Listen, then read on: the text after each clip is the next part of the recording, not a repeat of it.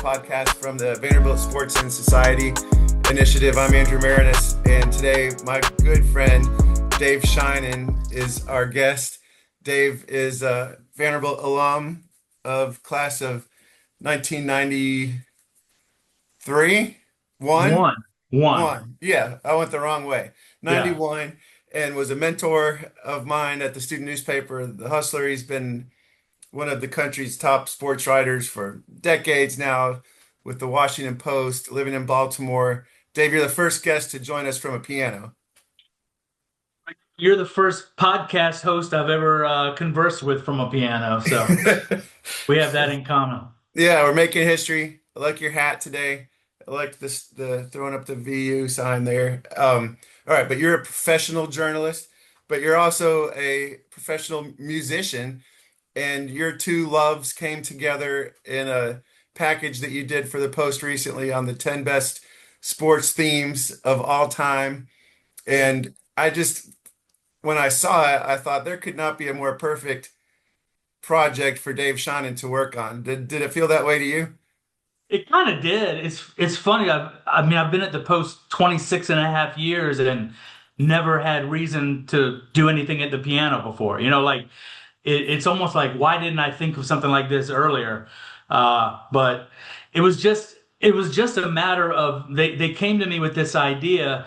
The impetus was that the NBA was returning to NBC this fall, and so they were bringing back the John Tesh theme, Roundball Rock, that everybody knows. And they were like, "Would you be interested in writing about that?" And I was like, I mean, I guess, like it'd be fine, but what if we blew it out into like, a celebration of great sports theme music and like did like a top 10 or a 20 or whatever. And they were like, yeah, let's do that. Just run with it. I was like, okay. So I start calling up all the composers and listening to stuff. And then I started messing around at the piano to sort of see if there was a commonality with these themes, like in a certain key or certain musical things. And so I'm playing around with them on the piano, and I finally go to my boss and I was like, I could explain in words why these pieces are so great, but like I could do a much better job of it at a piano. And they're like, go for it, man. So we get our video team involved, and we locate a place that's willing to let us do it for free. And I got to play a beautiful 10-foot Steinway concert grand, which is much better than the 6-foot Yamaha I have at home here. And it was so cool, so much fun. I'm sad that it's over because I probably never get to work on something this fun again. But I did keep the sheet music hanging around just in case somebody called me up to want to do it again. And lo and behold, here you hit me up to do this podcast. So yeah, man, it's such a fun piece for me. Now, from a just like a modern journalism standpoint, this is a interesting opportunity that you couldn't have done 20 or 30 years ago when you got started at the Post. Like, Yeah. right? Yeah. Yeah, I mean, it's not going to translate very well in the print edition, So, I know that we did blow it out pretty well on the print edition.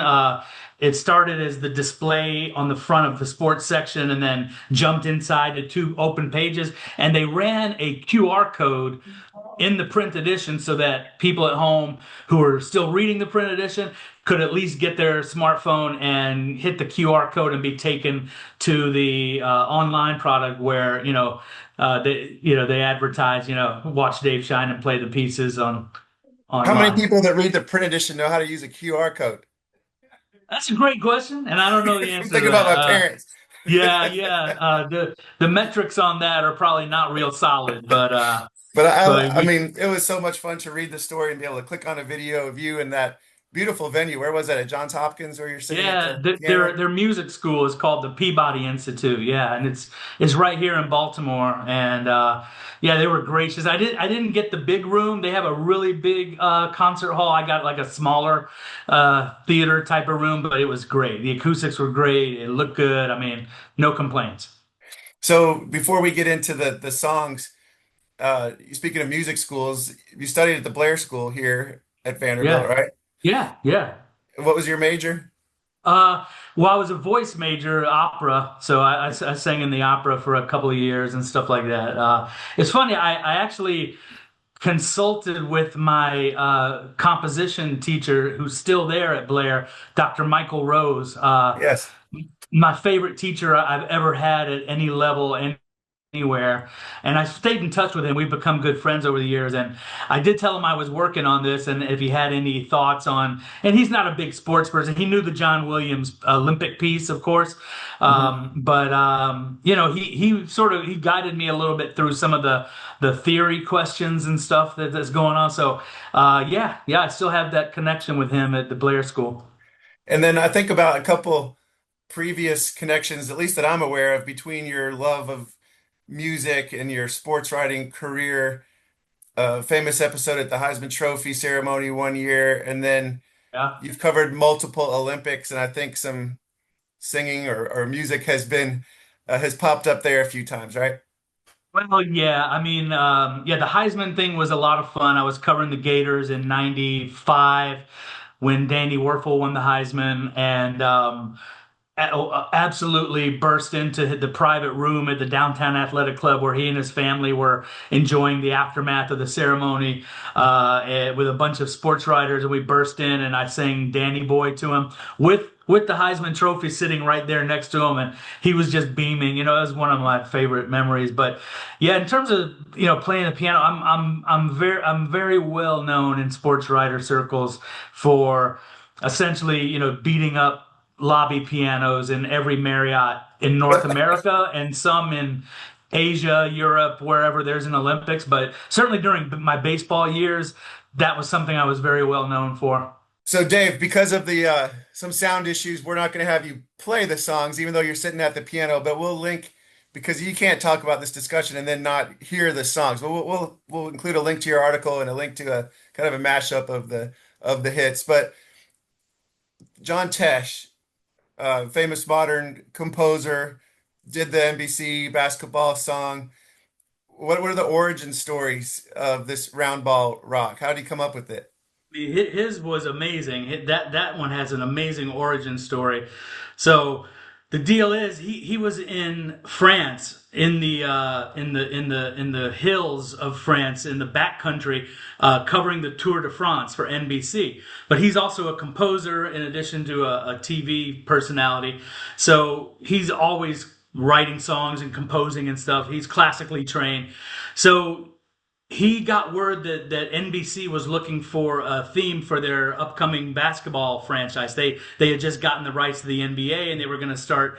This is in the early '90s, and so he's like, "Oh man, I want to write this theme," So he is thinking about what he could do for this theme, but he doesn't have any musical equipment with him. He doesn't have a keyboard, and this is in the pre cell phone days. He basically all he could do was one night he woke up in the middle of the night with an idea in his head, and the only thing he could think about to get it down was to call his answering machine in New York and leave a voicemail. And so but the coolest part of the story is that he kept that voice message from his machine, and when he plays Roundball Rock in concert, he starts it by playing the original answering machine message. And he's like, all right, this is me. I've got this NBA theme. It goes like this. Da, da, da, da, da, da, da, and it's exactly like you hear that is to me sounds like a throwaway, but he clearly that has to be there, and so it's a great origin story, and he I zoomed with him like this one day a few weeks ago, and he was so gracious, so cool. He kind of has whatever that kind of cheese ball reputation or whatever, but like he's such an amazing dude. I mean, I really enjoyed it. Yeah, and one of the things I thought was interesting about your piece is you analyze the songs, um, from a composer's perspective. Yeah. And what's notable about that song, just like musically? Um. Well, it's got a really fast tempo that like gets into like disco territory. That's the only change he made to the original when he kind of demoed it and when he got back to New York and made it and I think he was at like 120 beats per minute BPM and he bumped it up to like about 132. He said that he was watching a basketball game on TV and noticed that like a fast break tempo, he kind of worked to get what the tempo of a fast break is. He's like, oh, I got to make this faster. So he sped it up to like 132 BPM to sort of mimic the cadence of a fast break. Wow. Um, so some of the songs in your top 10, there's composers that are known. In other cases, they're not, and I want to get to that later. But the best known modern composer, John Williams, and the Olympic theme. When I was reading your section on that, it made me feel old because the trumpet fanfare is what I always considered the Olympic theme, and that's the old one now, right? Yeah. What's the story of John Williams and the Olympic theme that people are familiar with these days? Yeah, I was exactly like you. I assumed that the whole thing was a John Williams composition, but it's not. And the story is he got commissioned to write this music for the LA Olympics to be for the main Olympic theme. But by that point, this other theme was already, and it's the one that everybody knows. Da, da, da, da, da, da, da. And it's super well known. And in fact, it was so well known at the time that he felt like he couldn't leave it out. So he started his piece with a imagining a kind of not a real rewrite, but just fleshed out modern, updated instrumentation and stuff. So he started his with that theme, and then goes into his own with this big sort of discordant transition, and then his new theme that he wrote came in, and that's also very well known. It's da da da da da da da da da da da da da da da.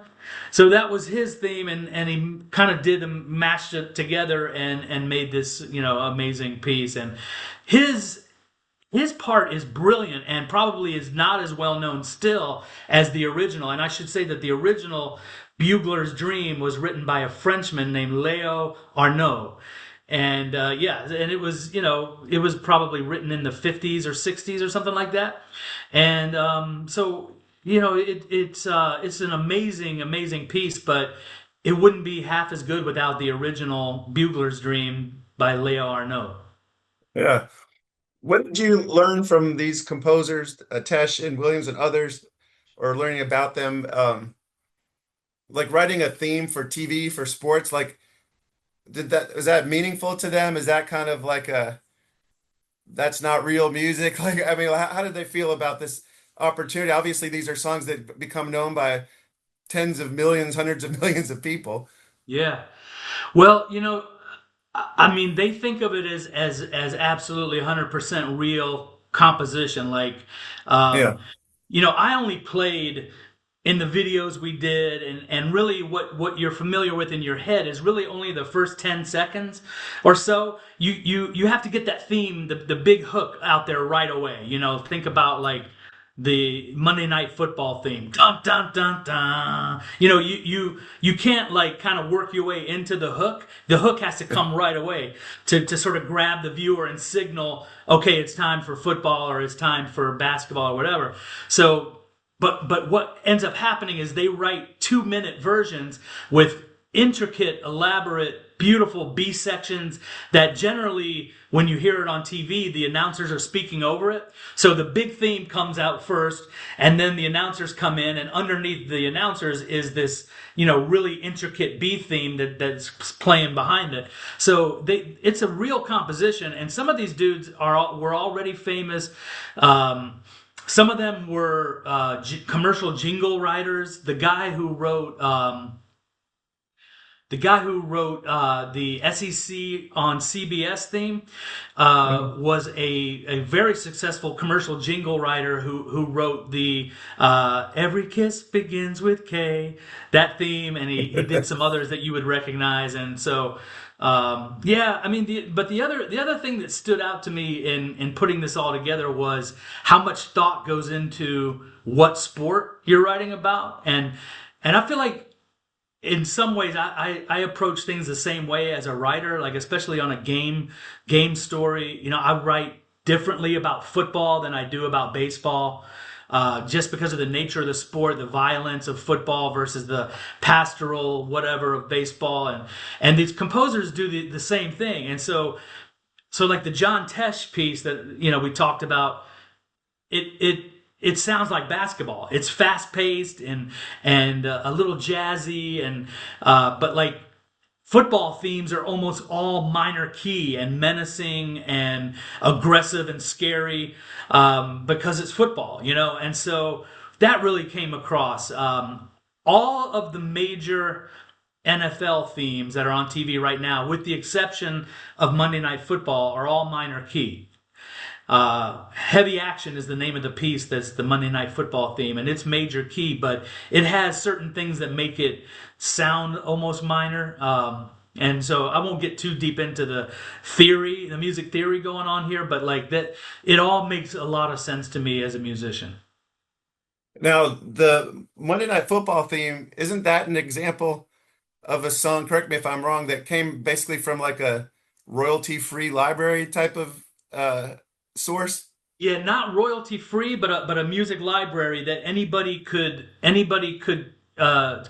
commission the piece or purchase the rights to the piece for like next to nothing. So in fact, it had already been used by the time ABC came and made that their theme in like I want to say the 70s.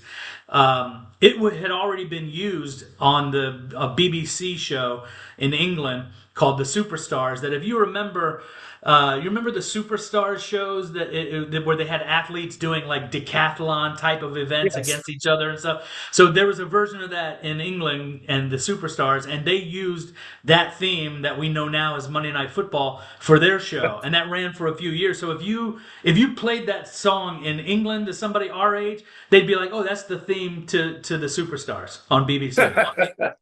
So That's great. yeah, and anybody, and even now, somebody could go and buy the rights to use that piece for their show. Like you could do that for your podcast. I need a theme for the podcast. Maybe we'll commission you, Dave, to There write a you theme for the go. podcast. All Yeah. right. So another one that was from a music library was the closing theme to This Week in Baseball, right? Which is got kind of a classical sound to it. I also like the opening theme to This Week in Baseball. Yeah. That takes me right back to late Yes. 70s, early 80s, Yes. Milwaukee Brewers, Mel Allen narrating Yeah. that show. What'd So you learn great. about the This Week in Baseball themes? Well, that one was written by a guy, John Scott, who I believe is still alive. He'd be in his 90s now. I couldn't find anything that said he had passed away or anything, so I think he's still alive. And again, it was a music library piece, and I talked to the producer, the executive producer of the show from the 70s, who found that piece. He said, we had a shoestring budget. We had very little money to work with. I had to find a musical theme to use on the cheap. So I went to this music library, listened to a few things, heard that one, and I was like, that's the one. And I don't know exactly what they paid for it. It was not much. And sure enough, that became like this. I mean, for me, I mean, I'm transported back anytime I hear that. I mean, like Oh you yeah. said, I thought the closing theme was better than the opening theme and more evocative to me, and especially because they made the choice. It's a very fast paced theme. It moves very fast in a very pretty way, but it's fast moving, and they juxtapose that with slow motion highlights at the end of the show as the credits ran. So that juxtaposition was just so perfect. And one other thing I learned about John Scott, the guy who wrote the piece originally, he was this pretty well, not well known, but in musical circles in England and London in the 60s, he was a very widely regarded, highly regarded session musician on many Mhm. instruments, and he plays the flute solo on the Beatles' "You've Got to Hide Your Love Away." So, That's a great so tribute. how cool is Yeah, that, right? that's very cool. Um, you mentioned there was a style of rock and some specific bands that were influences in some of the Yes. composers of these songs. Yes. Yes. I was surprised by this, but it makes sense when you get into the pieces.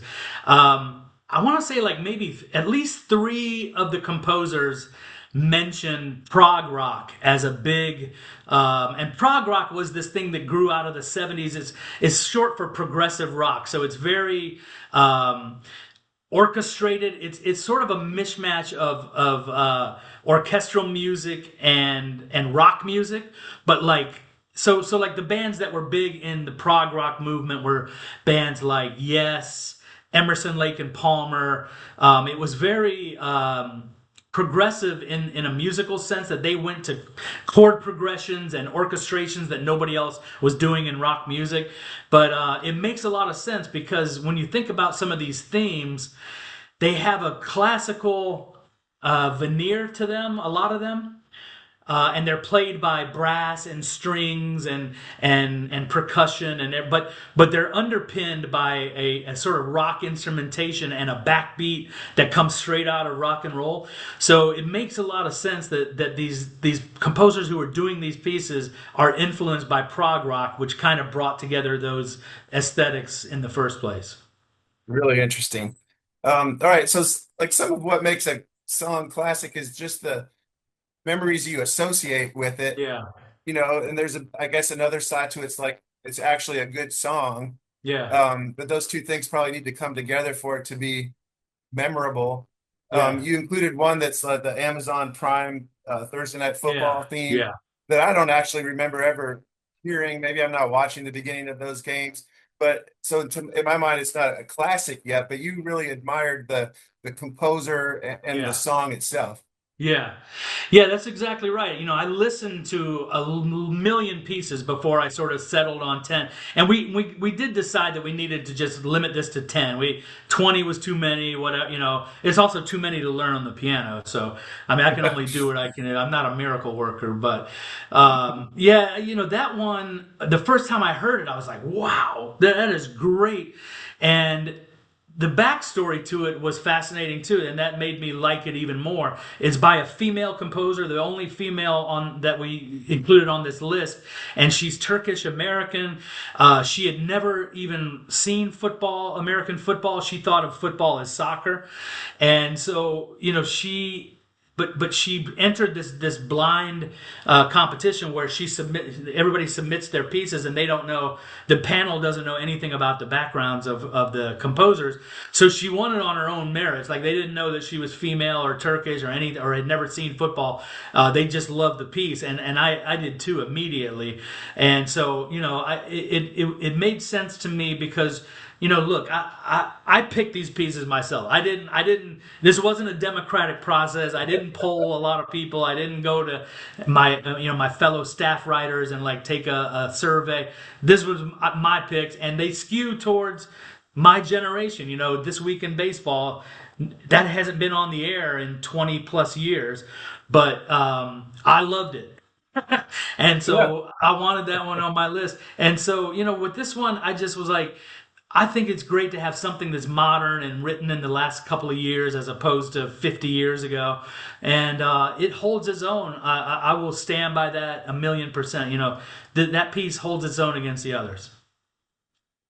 Last one I want to ask you about is the Sports Center theme. And it's funny, like you just take the da-na-na, like for granted, and like someone actually had to think about that. Yeah, yeah, It's become one of the most memorable sounds in sports for generations yeah. of people. Who's the composer of that song? What'd you learn about the origins of the Sports Center theme?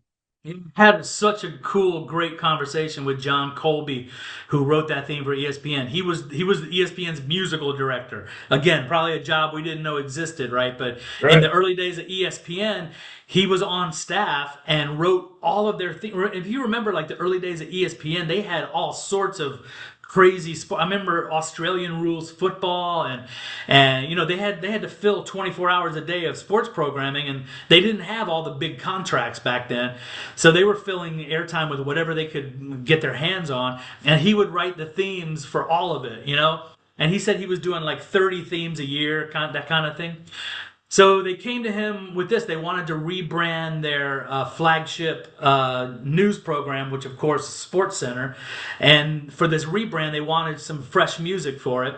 And they gave him his instructions where we want it to sound like a party, like a late night party. And they said something like Saturday Night Live, because the Sports Center was going to air at like 7 p.m. and 11:30 p.m. or something like that every night. So they wanted this to sound like a party. So he was like, "Say no more, I got it." And he wrote this piece, and has this. It has, again, this is like the B section of it where the announcers are typically talking, but if you really listen to it, there's this incredible sax solo in the middle of it that's just amazing. And then the tagline, he wrote that, and it just, he didn't know at the time that was going to become so iconic. But it just, I think what really pushed it over the edge was ESPN did an advertising campaign where they had athletes coming walking around and going da da da da da da after they made a great play. And so it became synonymous with that's a great play, na na na na na na, and so that kind of made it take off. And yeah, he's such a cool guy. He still plays music in New York. He's kind of a blues, jazz, soul music kind of guy. So, man, phenomenal musician and just an amazing piece. What a cool thing would be to be a composer and to know that you've created something that is in the heads of so Yeah, many people, so many generations. yeah. Do they get rich off these jingles or these themes? They do, especially if they last, right? I mean, like, and the majority of them have lasted in part because once it gets established, like, you don't want to change it as a TV executive. You want that continuity through generations. You know you and I watched football with our dad or our mom, our parents, when we were kids, and now we're watching with our own kids, and it's the same music, and it so they want that. But you think about you get royalties every time it's played on air. And so like for example, the Fox NFL theme, da da da da da da da da da. So that one Yeah. gets played 50, 100 times a game. They play it when they go out to a commercial and when they come back from a commercial, and so it's very subtle. You may not even notice it, but they're playing it constantly. So yeah, you're making a lot of money every time it's played. John Tesh said that Roundball Rock absolutely put one of his kids through college. Okay. Maybe not at That's great. Vanderbilt, but I don't know. Right. Yeah, we'll see. All right. So you mentioned like you came up with this list on your own. Any list almost by nature is meant to stir up some controversy, and you'll hear from people that why didn't you include this one on the list? Yes, a You million. mentioned you had some people with pitchforks after you, that, like for some certain songs. What did you hear from people? Well, there were a lot of older folks, even than me, who brought up like the pre heavy action, the pre Monday Night Foot, the theme that we know as Monday Night Football. There was a one before that, and people brought that up. There were all sorts of other ones, but the one that the majority of people I heard from were upset about was Wide World of Sports. Which And I only remember agony, thrill of victory, agony of defeat. I do not remember a song. that was exactly my point. I listened to that and considered it, but what makes it iconic is that video of that poor ski jumper wiping out, right? Yeah, And the Jim McKay voiceover, the thrill of victory, the agony of defeat. That the song itself is just not that great. Sorry. And so that's what I told people. Like, I got emails and I was like, yeah, I definitely considered it, but go back and listen to that. The music itself does not stand up against some of these others, but the whole package, if this were like the greatest intros, it would make the list, but it's not the music. like just as someone that cares about music and cares about sports, I mean, you could have sports without music, but like, what do you think it adds just to the whole experience of being a sports fan, watching sports, the way sports connect generations? How significant or important is the fact that we have music that we associate with sports? I mean, I think it's essential to the entire experience. I will say that I feel like it's gone overboard in some ways, especially like if you go to an NBA game, it's just a constant assault of music and stimulation, visual audio stimulation. It's kind of like getting to be too much. But used well, I mean, music enhances the sports experience 100%. If you think about, I did a piece during the pandemic when we had nothing else to write about. I did a piece about sports anthems, stadium anthems. Seven Nation Army has become a big anthem. I'm trying to think what are the Yeah. Who let the dogs out used to be a big one you hear at yeah, games, right? Rock and Roll Part Two. Dun dun Yeah, yeah. dun, dun, hey, The dun dun Packers dun. bang on the drum all day when every time they score a Yeah, touchdown, right? yeah, Yeah. or Wisconsin with the third quarter, the jump around, right? Yeah, right. So, stuff like that. So, I mean, it's an essential part, and there certain teams have theme songs that are very not well known except to their the regional. Like, I mean, for example, like here in Baltimore, I don't know why exactly, but "Thank God I'm a Country Boy" is the seventh Right. inning Seventh inning stretch song, stretch. and it's like I don't know why, but like when that song comes on, everybody's like singing and stomping and clapping and. The Mets have this really cool Italian song. I can't remember the name of it. Yeah, so I mean that kind of stuff. I mean, the Red Sox basically have incorporated Sweet Sweet Caroline. Carolyn. Yeah. Uh, I remember covering World Series games in San Francisco back when they were really good in the early 2010s, and they would play the City by the Bay at the seventh inning Okay. stretch, and the whole crowd is singing about how much I love my city by the bay. It's just it's indispensable. Yeah. Well, Dave, this was a great piece. I can't wait for people to check it out if they haven't seen it yet. Um, do you have any other ideas like this in mind that we might see in the future? Well, I had so much fun on this that I was sad for it to end and think I'm never going to have this much fun again. So I have been kicking around how we could maybe run this back sometime. All And right. the only thing that came to mind is maybe to do it around next fall college football and the best fight songs. Yeah. I'm not sure if I can honestly put Dynamite in the top 10, as much as I love it, but I'll tell you what, I will exclude Rocky Top. Mark All my right. There words. you go. Love it. Well, Dave, you were like the only person in the world that could have pulled this off as well as you did. Perfect marriage of subject and author. Thanks again for joining the show and anchor down. Let me ask you a question before we All go. right. What is it Okay. like? What is it like sharing a building and working for the same employer as Diego Pavia? It's awesome. I can't beat it right now. I'm so excited for the game tomorrow. I'm Thinking excited. about the fact that we might be in line for the college football playoffs. I mean, come on. Can't beat it. I will just completely lose it if that happens. I mean, yeah, I've dreamt of this for decades, right? Yeah, right. I'll see you there at the Rose Bowl Yeah, or wherever we end up yeah, going, yeah, man. It's gonna yeah, be awesome. yeah. All All right, right, Dave. man. Excited. Hi to everybody in Baltimore. I mean, also Oriole Magic. That's a classic Yeah, yeah, it's song another of one. the Yeah, team of the corny team theme songs. yeah, All right, yeah. Dave. Thanks again, man. Take All right. care.